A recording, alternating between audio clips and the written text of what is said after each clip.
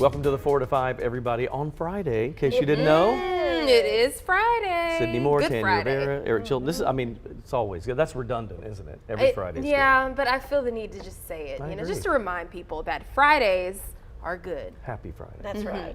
Every day is good on the 4 to 5. That's true. I mean, you know, we get to talk about fun stuff. We get to bring you up to date on what's going on. Yep. We tell you what's going on forecast-wise, all those things. We're, we've got a decent, okay rain chance on Saturday, scattered rain, but next week we really get that fall air starting to come. I know. in. I was looking at the temperatures and I thought, ooh, all of the fall drinks really will hit very differently next Hit week. the spot, right? Well, we'll talk more about weather in just a moment, but first at 4, Alamance Burlington students are set to return to the classroom next week. It comes after toxic and non-toxic mold was found in several schools a week before the original scheduled first day. Yeah, this has been a long time coming, right? So today we're getting our very first look inside of an elementary school where toxic mold was found. WFMY News 2's Amber Lake was allowed to walk through the building and it has been cleaned and cleared for the students. Grove Elementary School is one of the schools where toxic mold was found. Now today, we were able to walk through the school and see for ourselves the work that went into clearing the building of this mold. Heading inside Grove Elementary, it's easy to see the dehumidifiers in the hallways. District leaders say they'll stay there for the time being to make sure moisture in the air doesn't create any more mold. The school system says an industrial hygienist is inspecting and testing every single school. So far, 20 schools have been cleared, including Grove Elementary.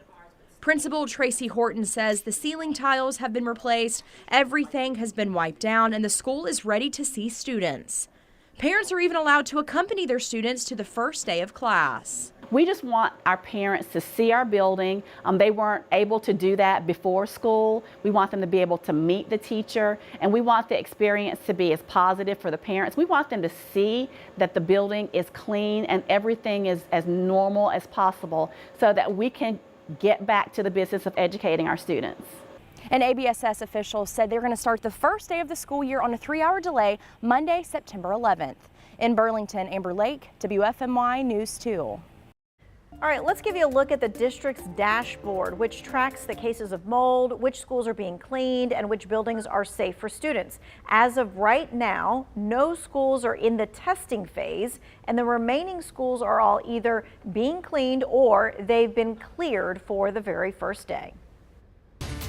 Let's get to your 4 to 5 roundup. A 12-year-old is in custody and facing charges after police found a stolen gun in their book bag. High Point police say they found the gun at Phoenix Academy after receiving reports from concerned parents. Investigators say the students stole their grandmother's gun, brought it to school, and showed it to other students. No one was hurt. We have reached out to Phoenix Academy for more information. We'll be sure to keep you updated. Winston-Salem Forsyth County schools, they started setting up metal detectors at their school sites. The district says random screenings will start soon at the middle and high schools in an effort to keep students and staff safe. Guilford County Schools has already taken a similar approach. Stokes County Schools updated its bullying policy following the death of one of its students. Today, waivers were sent home with students for parents to review, sign, and return. The new policy includes an online link to report bullying and tougher punishments. Coming up at WFMY News 2 at 5, we take a closer look.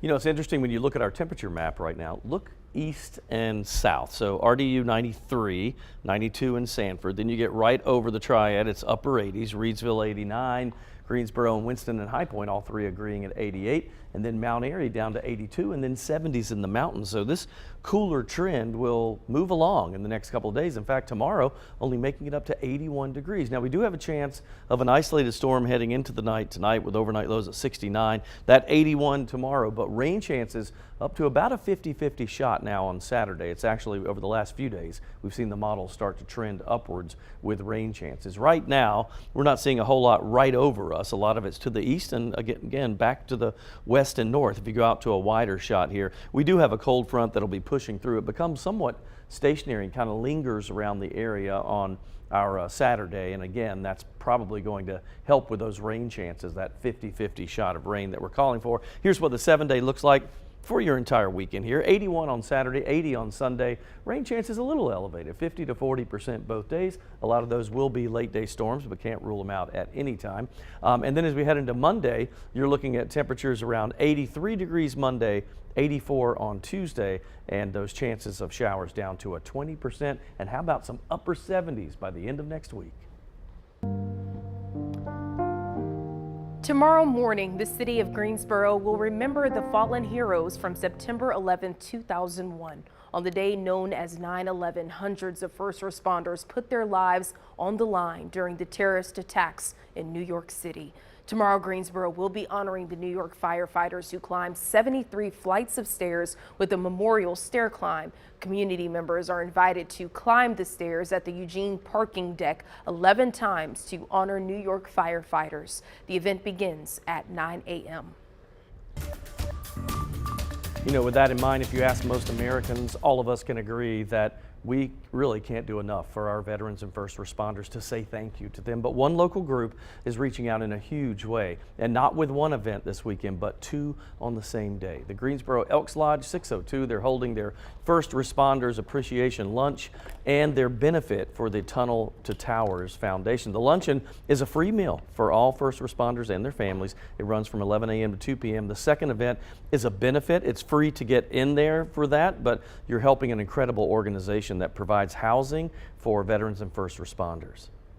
Since 9/11, the Tunnels for Tower Foundation was founded, and what they do is they provide heroes with mortgage-free homes, or if you have a first responder who was hurt in the line of duty, then and they already have a mortgage, then they can have their mortgage paid off. And some of them, if they don't have homes, then they may need housing that allows for handicap, whatever, if they get hurt on the job or anything like that, then they provide houses like that. This benefit includes, they have door prizes and food trucks, live music, bounce houses, raffles. The proceeds from the raffles and the silent auction they have go straight to that charity, Tunnel to Towers. And they do this, they've been doing it for a couple years, and it's grown. And really, anybody that goes, again, you get the benefit of all that stuff for free, but you're helping them out if you buy something there. Yeah, one thing that's nice when you're out and about in the community and you see a veteran and you take the time to say thank you so much for your service, or take the time to learn about their stories and their history that they have. You can tell on their face that even that small act of kindness and awareness really does touch them in a whole nother way. And I was talking to Jeff Thigpen. He's the Register of Deeds yesterday, and there is something that's happening here in Guilford County and really about 40 different counties, and it's called Thank a Vet. And so if you're a veteran, you can go to the Register of Deeds and you bring your DD 214, and so then you get this card and you can go to various places, like places to eat and places to buy things or whatever, and you'll have an extra discount. And it's just another way to say thank you again. Yeah, we really can't do enough, because they are truly our heroes every single day. All right, we'll take a break. We'll see you in a bit.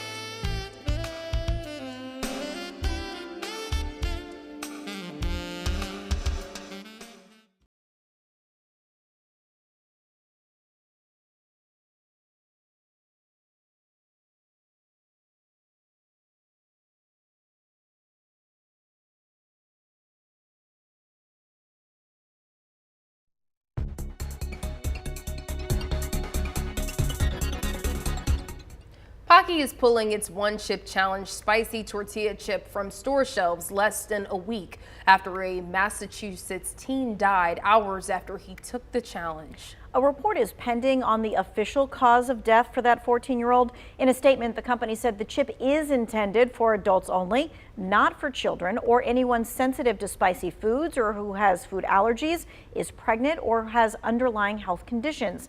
Consumers can contact the company for a refund. Now, the decision to pull the products off the shelves came down just last night, but we did spot a few of these chips still being sold at one of Greensboro's gas stations. Yeah, some people love challenging themselves to eat crazy spicy foods just to see if, they can handle them. But at what point is a spicy food so hot? Is it actually dangerous? It's a good reminder for parents to check what your child is eating. Now, this challenge was really a close call for one California 6th grader as well, who almost ended up in the hospital. This is the chip that's creating all the craze. One chip in a coffin-shaped box guaranteed to shock your taste buds. John Pettigo didn't initially know that his son took the challenge and quickly got a call saying his son was poisoned at school. All these things are going through my head. Who poisoned him? Who could have given him something like that? The panic subsided when he reached the school and found out what really had happened. Administrator said, "Oh, he participated in the One Chip Challenge." And I was like, you got to be kidding me. Is that what this is? His son Jack says after eating the chip, he started breathing heavily. Then the vomiting began. When I ate the chip, it was really spicy and all. So then when it was gone, I felt fine. Then I was sick. I was in the office, and when my stomach started hurting, my hands were like stuck in this position. I couldn't move them, and I could like barely open them up. It felt like they weren't even my hands. The Pettigos are thankful that it wasn't worse, especially after hearing about the teen's death in Massachusetts that is possibly linked to the One Chip Challenge. I would want to just spread awareness to other parents who might see this stuff or hear their kids talking about it or see the TikTok stuff, and make aware that it's not for kids. As for Jack, there is no way he's ever doing the challenge again. Lesson learned. I don't need to say anything. The way, what he described happened to him, I don't think he ever wants to do that again.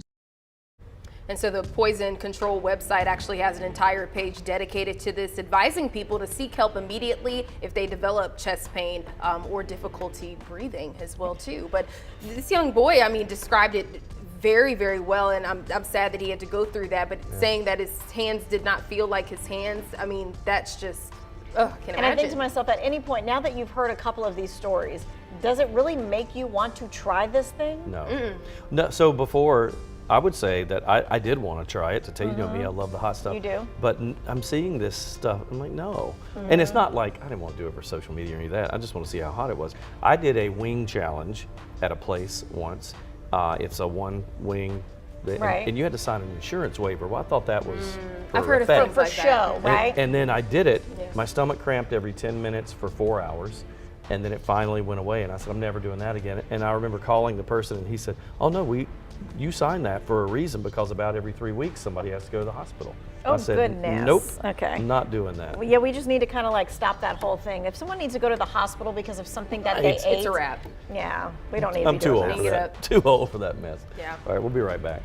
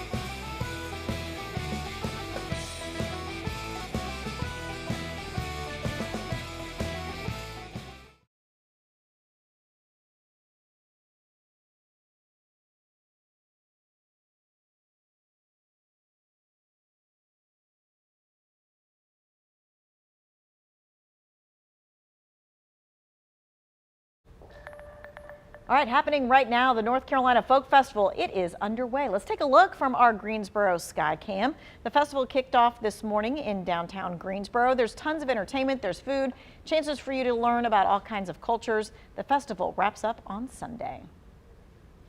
And don't worry, because there's more fun, right? Because this right here is the Central Carolina Fair, kicking off in less than an hour at the Greensboro Coliseum. There's food, of course, all of the fair food, the rides, the performances. The fair will be open for the next 2 weeks. And there's a chance you might have to dodge a couple raindrops maybe on your Saturday. Our rain chances scooting up a little bit for Saturday and Sunday, 50 to 40% for each of those days respectively. But temperatures are looking good here. I mean, we're going to be in the upper 70s by 9 o'clock tonight and low 70s by 2 a.m. I think upper 60s is where we'll end up. Now tomorrow is a good bit cooler too as we go to 81. And believe it or not, when we show you the 7-day, yes, we have a couple of days with highs only in the 70s. Hello, September, right? All right, we see some of the rain streaming up from the south around the Raleigh area, a little bit over the mountains and foothills, but for the most part, so far, we've dodged the bullet so far. Now, that won't be the case as we head into tomorrow as we watch that frontal boundary start to move through. This is Saturday morning right here, and then you see as we go into midday, there it is. We get some of those late day pop-up showers and possible thunderstorms as well embedded in all this. It's kind of the same thing on Sunday, although the rain coverage might be a little bit smaller for Sunday. Here's your 7-day forecast with 50 and 40% chance of showers and storms Saturday, Sunday, low 80s. Monday and Tuesday were fairly dry, 20%, that's 83 and 84, but gosh, look at the end of next week, 78, partly cloudy for Thursday and Friday.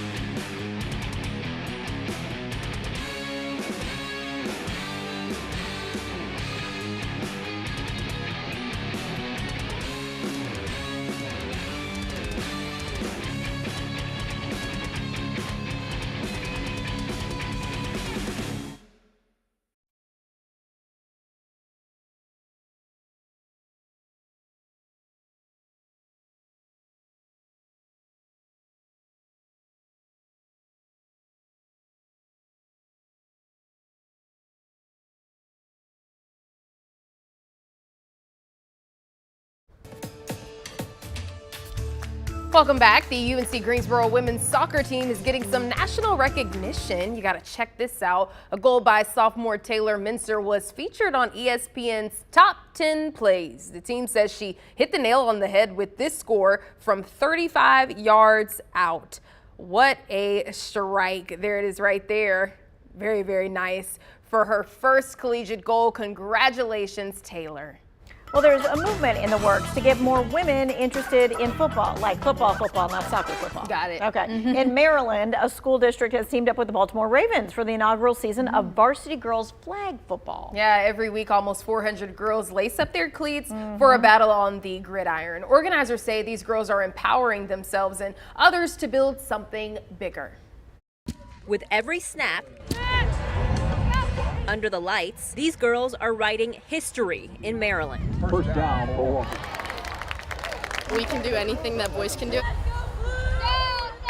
Urbana senior linebacker McKenna Gottlinger says there was never doubt. I feel there's more to the fact that we all can support each other through something that can be greater than ourselves. McKenna is one of almost 400 girls who are part of the state's first ever varsity girls flag football team, an idea years in the making, thanks in part to the Baltimore Ravens. And for girls to get a chance to make a difference and be pioneers, as Coach Harbaugh said a couple weeks ago, in the sport is super important. For the decision makers at Frederick County Public Schools, it was a no-brainer. It means that we're doing something right. It means that, hopefully we're going to help these young women become better leaders, better moms in the future through the power of sport. Urbana head coach Nick Damalakis confident that he's building something bigger. Why is this not happening on Friday nights? Why is it boys football, And I see a future where, girls flag football's out there and other female sports are out there playing Friday nights with packed stands. And that's going to happen. Not just on the gridiron. When we talk about a quarterback being in the pocket, we talk about standing tall and proud. But off of it, too. And it's about confidence, believing in yourself, and the positivity, fighting for what's right. And you're always going to be fighting for it. Last week, Urbana shut out Middletown 20-0. But it's the numbers in the stands and on the sidelines that will make this game unforgettable. We did not expect this many people to come out and to support this, and being able to have the Ravens sponsor us is just so exciting, and we love that. Now the younger girls will never know what it's like to not have football. So how proud am I? I'm on cloud nine right now. All right, so this league started with the district and the Ravens and stuff like that, but they're hoping that they're going to take it statewide, right? So so it's not just a league within their district, but that it will just go to all the other high schools and stuff like that, to the next district. And great idea. I love it. Flag football is so much fun. I actually played in high school just for a fun extracurricular activity. And at first, before I did it, I thought this was going to be so tough. I'll be so tired. It'll be very hard. But it was just so much fun. It is fun. I mean, I was very competitive too. Very. You got that for real in your genes, right? That is very true. You do. But I wanted to win. I think they used to call them powder puff football games when I was in high school, and girls would play each other. But I thought I love football so much that I would absolutely love to see schools do this all across our area and in conferences, and that'd be great. It's just another way of team building, right, as well. I mean, and it's a whole different way to think of how everybody's having to be on the field and having to do all that kind of stuff. Why shouldn't girls do that just as much as guys, right? But that experience of being under those Friday night lights or whatever night they end up doing, if it's not Friday, I think everybody needs to feel that. Yeah, it's really the Baltimore Ravens having a hand in it as well, too. Yeah. Pretty cool. Very nice. All right, we'll take a short break. We're coming right back.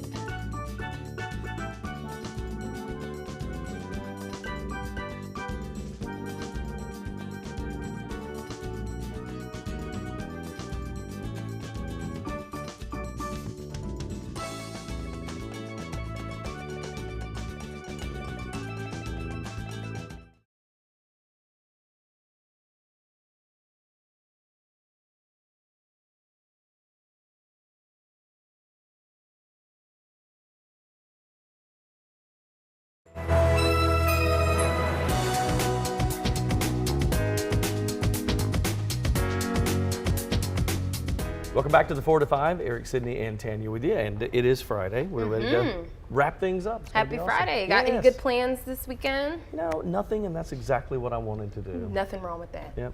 Sometimes you just need that 1 day or 2 days or whatever to just like not, you know, no hair, no makeup, Just no chill. talking to anybody, no going to anything, no nothing, right? We have a flower bed in the front of our house that looks like the house. Somebody left the house a year ago and nobody's taking care of it. We have Is that weeds one of your going. projects? Yes, I have to clear that thing out this weekend. Self-care. That's a part of self-care. That's right. That's true.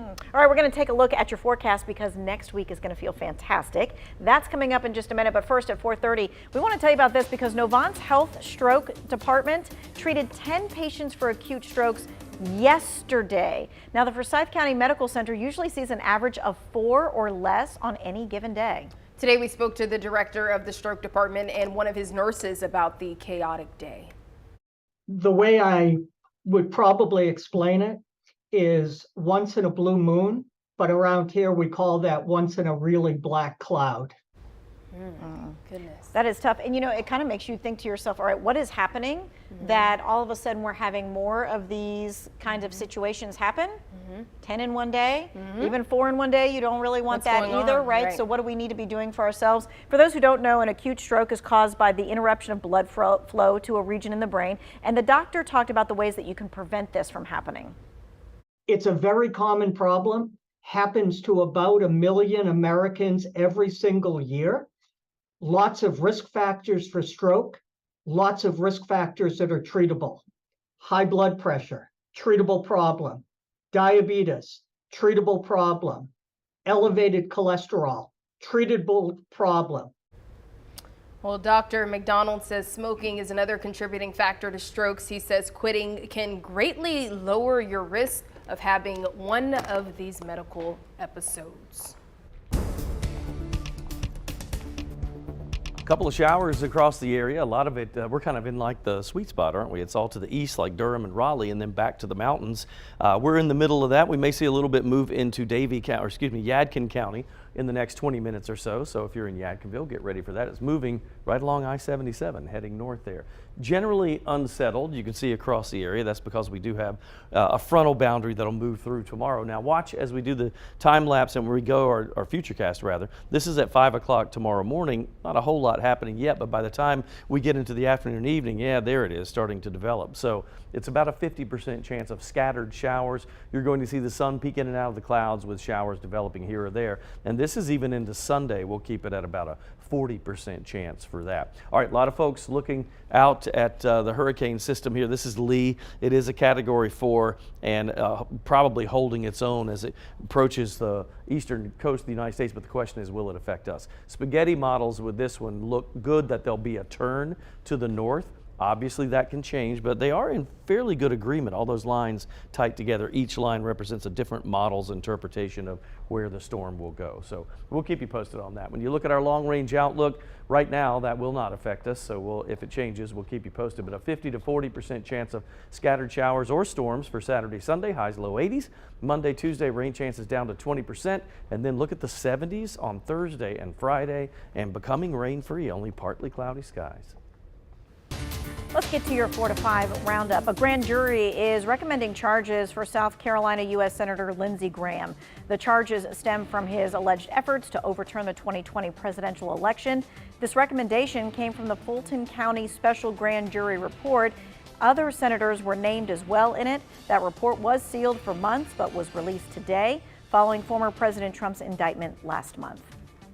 Recently arrested country music singer Zach Bryan is apologizing after an encounter with Oklahoma police. According to Bryan, he was driving when his security guard driving behind him was pulled over yesterday. During the traffic stop, Bryan allegedly disobeyed orders from officers and at one point cursed at one. That officer ended up arresting him and Bryan was released on bond a couple hours later. The country music star later apologized on X, saying his emotions got the best of him and that he was just frustrated. Bryan is expected to perform in Greensboro next August. Vice President of the United States, Kamala Harris, is expected to visit the Triad next Friday. She's scheduled to speak in Greensboro at North Carolina A&T. The appearance is part of her Fight for Our Freedoms college tour. A&T alum Michael Reagan plans to join her for the tour as well. He is the acting administrator for the U.S. Environmental Protection Agency. Tonight, we will find out who will be playing in the men's tennis U.S. Open final. Right now, Ben Shelton, representing the United States, is facing off against Novak Djokovic from Serbia. And then later tonight, Carlos Alcaraz from Spain will go up against Daniil Medvedev from Russia on the other side of the bracket. The winners will play in the U.S. Open final on Sunday.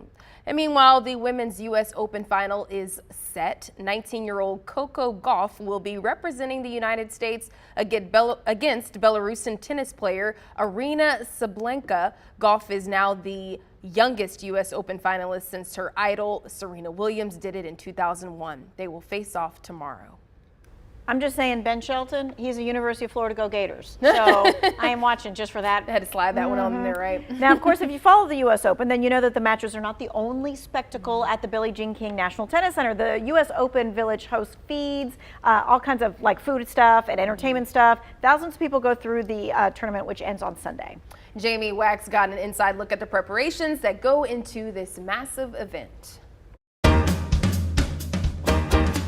It's like a tale of two cities, one alive and vibrant, the other quiet and serene. Yet it's the same place in Queens, New York. Although they have programs and training year-round here at the USTA's Billie Jean King National Tennis Center, as you can see on this chilly April day, it is a far cry from the buzzing hive it becomes at the end of summer. So what does it take to make this out of this? The simple answer? A lot. It's a bit like the circus coming to town for 3 weeks. Lou Scher is the CEO and Executive Director of the United States Tennis Association. We joke it's 14 Super Bowls, right? Because every day we've got to be show ready. It's a year's worth of preparation leading up to it. That preparation looks like getting the courts ready for play. There are 17 of them here. Hanging electronic boards in Arthur Ashe Stadium, home of the finals. Making sure the grounds are beautiful and ready for the crowds. If you think about the numbers associated with this event, more than 600 athletes that will come through. We've got officials, hundreds of officials. We hire 7,000 workers to support the event. We've got more than 300 staffers who are here. It's logistics magic. The USTA brings in some 200 Cadillac SUVs to shuttle players to and from the tennis center. Tomato sauce, please. Food is prepared in huge volumes to feed the players and the more than 1,000 members of the media from 40 countries who come to cover the tournament. And we haven't even talked about fans yet. Last year, you were close to 900,000 people. This year, you're expecting more. That is a lot to manage coming in and out of one facility. It sure is. To put them in perspective, that's more than an NBA team will do in a season. It's more than an NFL team will do a season, packed into a 3-week window of time. You don't just describe this as a tennis tournament.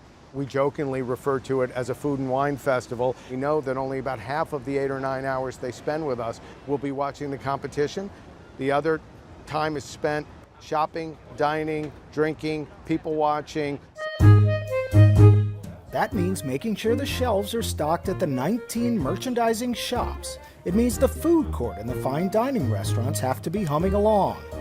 200. And it means enough Grey Goose vodka, Chambord, and lemonade to serve the U.S. Open's signature drink, the Honey Deuce. More than 400,000 were poured last year. Revenue from this tennis fest last year was more than $470 million. And here's something to remember. The USTA is a not-for-profit. 100% of the proceeds off of this event are reinvested back into the grassroots to grow the game. Many people have a perception of tennis that it's been an elite sport, a country club sport, if you may. That notion is an old notion. If you looked at tennis today, the majority of tennis is played on public courts in America. We exist to grow the game, but we also exist to make sure the game looks like America. It's 3 weeks of the world's top tennis, nestled in a 42-acre mini village. And when it's all over, when the players are off to their next match, when the crowds have all gone home, You start over, lather, rinse, repeat. But there's a great feeling of satisfaction when we say job well done and we shut the lights at the end of the last championship.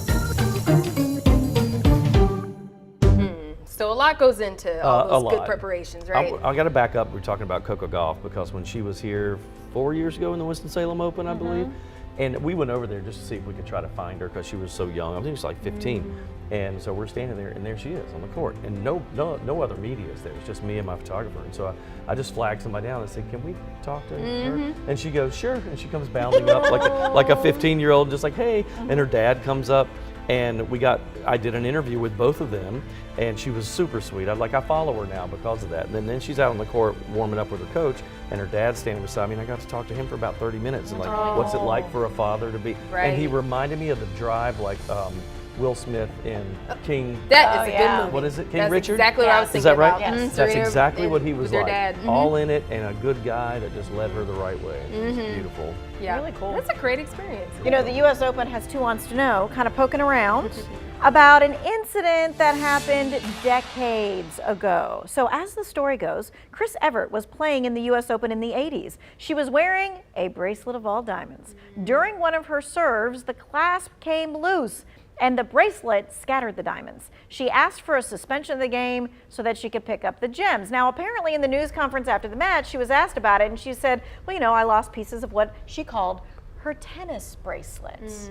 Okay, and from there on out, that circle of diamonds was called a tennis bracelet. I didn't know that she was the reason that happened. Wow, that's pretty cool or interesting. Before it was used to be called an eternity bracelet. Okay. But after that, it was called a tennis bracelet. Now, I think the thing was really, they were asking her after she was saying, like, who is wearing a string of diamonds to go play some, major sport? Who would do that? It was like unheard of, right? Yeah, and also to ask for the game to stop while you pick it up, the opponent Okay, I wasn't literally very was happy. thinking about that. I don't know who that was. I don't know who she was playing, That could be definitely because that interesting breaks work. your concentration. Right. So back then, fashion really wasn't like the focus as it's become now, because it has become like a big deal on the court, has it not? Oh, yeah. I mean, you're looking to see what everybody's wearing. Venus and Serena really kicked that up a notch for sure. Well, speaking of, I found this article in 2002 about Serena Williams wearing a $29,000 Harry Winston tennis bracelet to a game. And of course, she is on a list with so many others who have really much done the same. Wow, pretty nice. Yeah, I looked up tennis bracelets. You can do top of the list, right? Like Tiffany's. You're looking at $12,000 to $58,000, depending on what you'd like to buy. Or down the street at Friendly's at Belk for like under $500. The diamonds will probably be a little different. The weight of the diamonds will probably be a little different. Probably, but you can buy one. I didn't realize that they really would be that expensive. I think of a tennis bracelet as being like a lightweight, not so. You're playing tennis. Yeah. That's Some not what people it was can do it made anyway. for. It was made for one diamond after another. So if you buy one of those tennis bracelets, that's love right there. To get it? I get it. Love tennis. Okay. She's here all week. We'll be right back.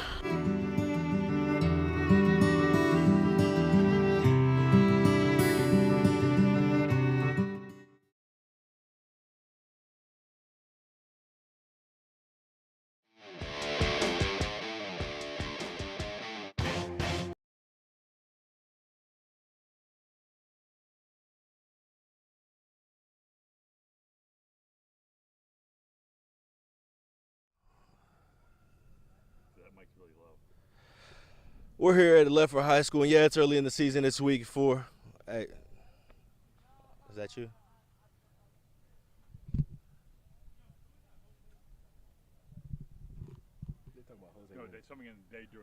Yeah, hey, I got echo.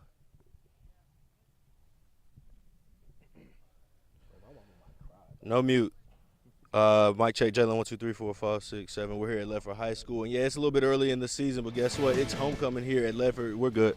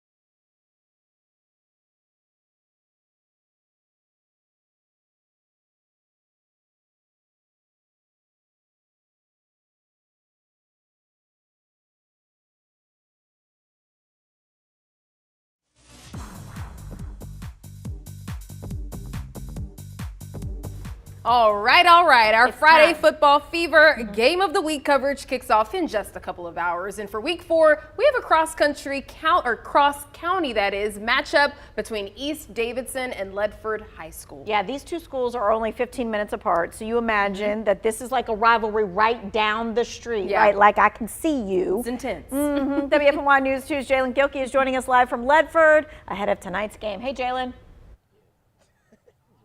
Yeah, guys, and not only is this a in-county rivalry between East Davidson and Ledford, but it's a very special night here for the Panthers because it's homecoming, and I'm joined by 2 of the seniors here looking to put on a show for the Ledford Panthers. Go ahead and introduce yourself, fellas. I'm Shea Ragland, quarterback. I'm Alex Sanford, running back.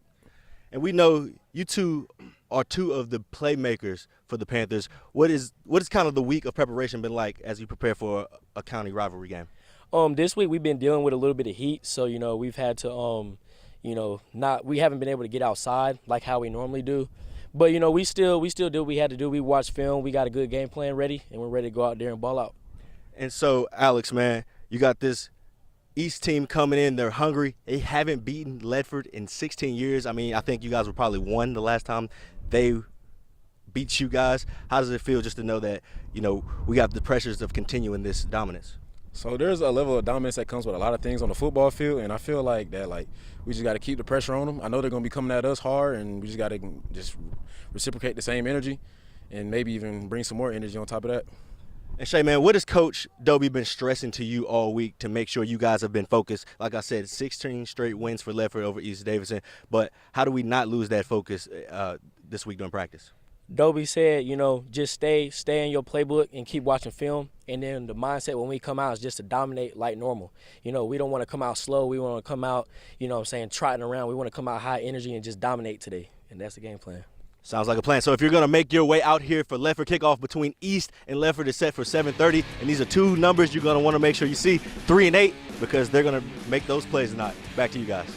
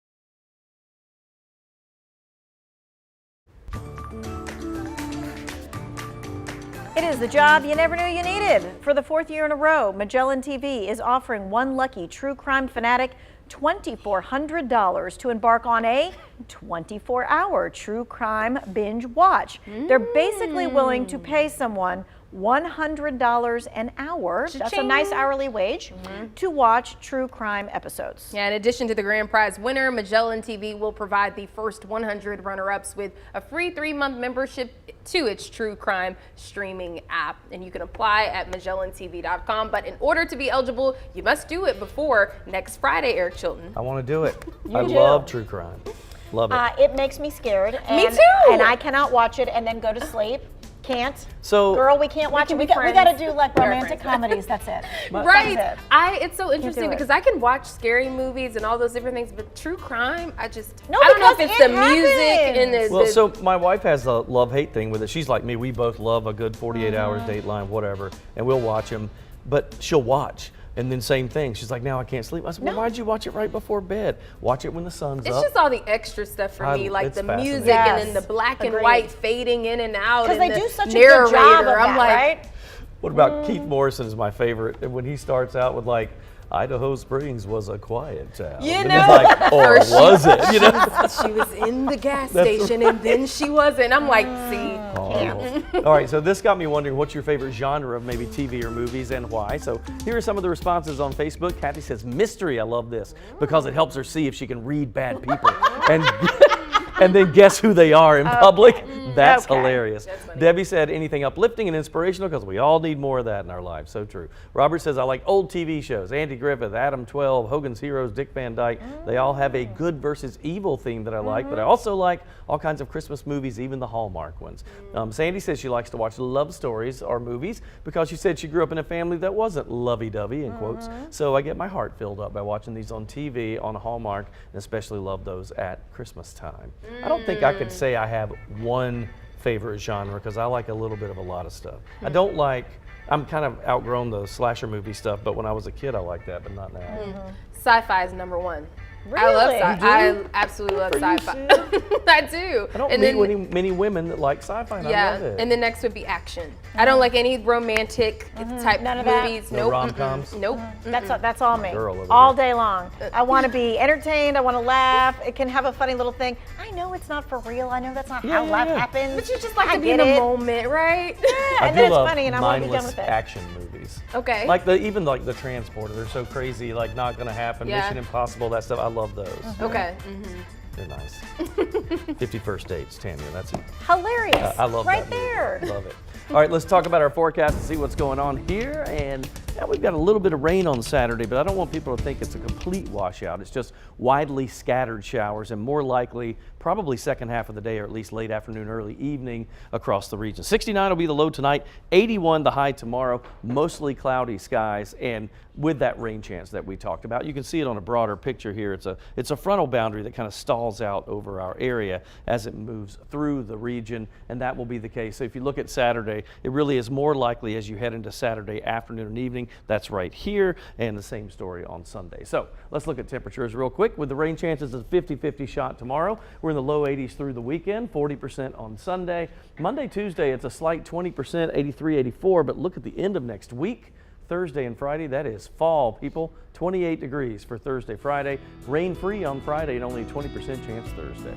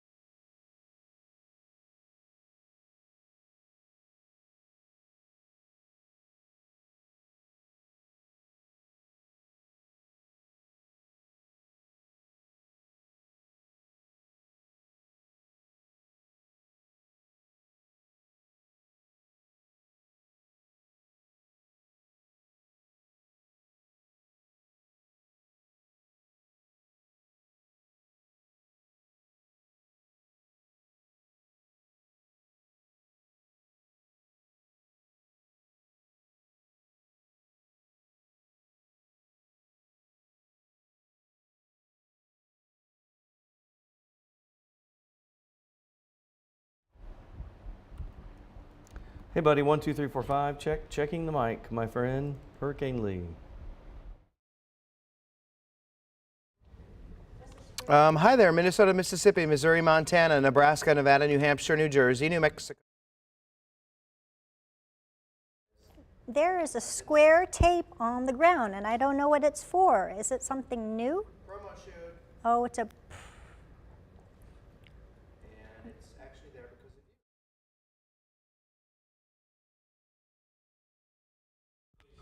Testing, testing, 1, 2, 3. Test, test, test. Testing, 1, 2, 3. And you just want to run it back here. Yes, please.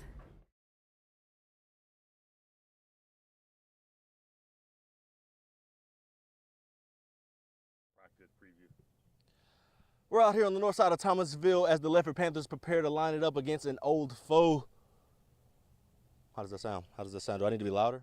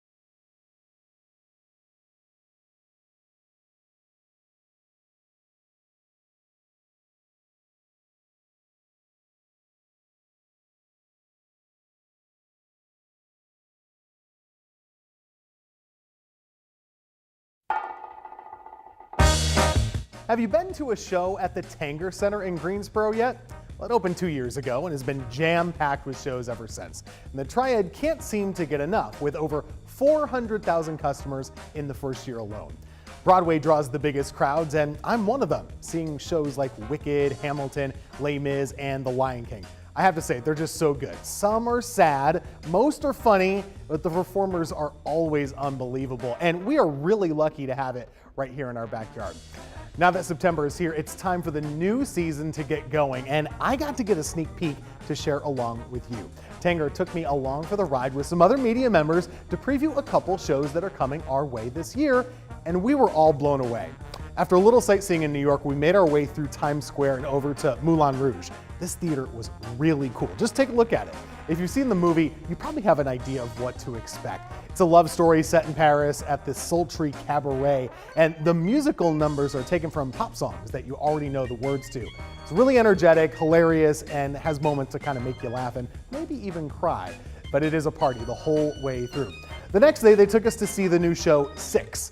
The ill-fated wives of Henry VIII try to story-top one another, showing who had it worse with the infamous king in England. It's been a huge hit since opening 3 years ago, and I can see why. The Six Wives are the only performers on the stage, and they are all stars. With one word of warning, all of these songs are going to get stuck right in your head, and you won't be able to get them out. We left New York so excited for these shows to come here to the Triad. This season is called Simply the Best and also includes Tina the Musical, Hadestown, Aladdin, To Kill a Mockingbird, and starts with Chicago, late September. With all this world-class art right here in our backyard, you've got to check out a show this year if you haven't already. I think you're going to love it. That's just my 2 cents. That's your 4 to 5. WFMY News 2 at 5 starts right now.